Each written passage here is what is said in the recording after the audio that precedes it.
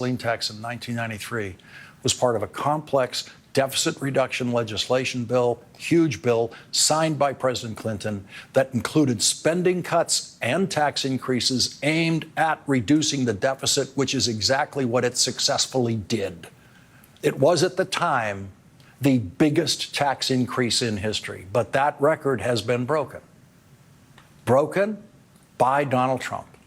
Republican Mike Pence, who signed Grover Norquist's anti-tax pledge in order to win his seat in the House of Representatives, tweeted tonight, the Trump tariff tax is the largest peacetime tax hike in U.S. history. These tariffs are nearly 10 times the size of those imposed during the Trump-Pence administration and will cost American families over $3,500 per year. And so tonight, we have a new winner for biggest tax increase in history, Donald Trump and his faithful and mostly cowardly supporters in Congress. As I said, Donald Trump attacked the 4 senators who voted against him tonight in a social media post this morning, saying Mitch McConnell of Kentucky, Susan Collins of Maine, Lisa Murkowski of Alaska, and Rand Paul, also of Kentucky, will hopefully get on the Republican bandwagon for a change and fight the Democrats' wild and flagrant push to not penalize Canada. To the people of the great states of Kentucky, Alaska, and Maine, please contact these senators and get them to finally adhere to Republican values and ideals. Senator Collins explained on the Senate floor why the people of Maine did not burn up her office telephones today, demanding a trade war with Canada. Donald Trump, of course, wouldn't have understood everything she said because he, of course, has no idea which country Prince Edward Island is in. For example, many Maine blueberries are processed in Prince Edward Island. Maine also sends between $200 million and $400 million worth of lobster to Canada each year for processing. There are 240 lobster processing plants in Canada, but only 15 in the United States. I share the president's goal of getting more of that manufacturing done in the state of Maine, done in the United States. But the fact is that if we impose these tariffs on Canadian processing, it's going to be our Maine lobstermen who will bear the cost. It's going to be consumers who bear the cost. The price hikes that will happen for Maine families, every time they go to the grocery store, they fill their gas tank, they fill their heating oil tank. If these tariffs go into effect, will be so harmful.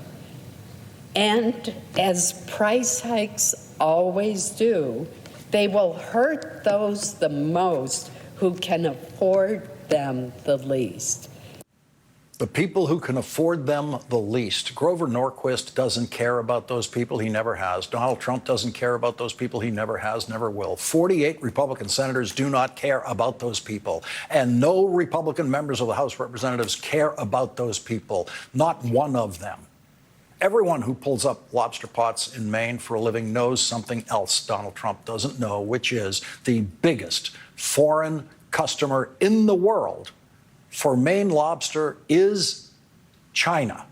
And so the people of Maine did not demand that Susan Collins get in line with the madman who wants a trade war with Canada and the world. In the country where Rand Paul grew up and where I grew up and where you grew up, presidents didn't control tariffs. Congress did.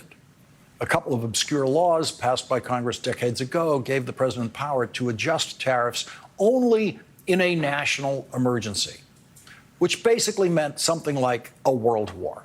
Donald Trump's claim of emergency conditions as the legal justification of his tariff orders today is provably false, especially when it comes to as good a neighboring country that exists in the world, Canada. The vote in the Senate was to remove the president's power to declare an emergency involving Canada. Taxes should not be enacted by one person. So I will vote today to end the emergency. I will vote today to try to reclaim the power of taxation, the power of the tariff, to where the Constitution designated it should properly be, and that is in Congress.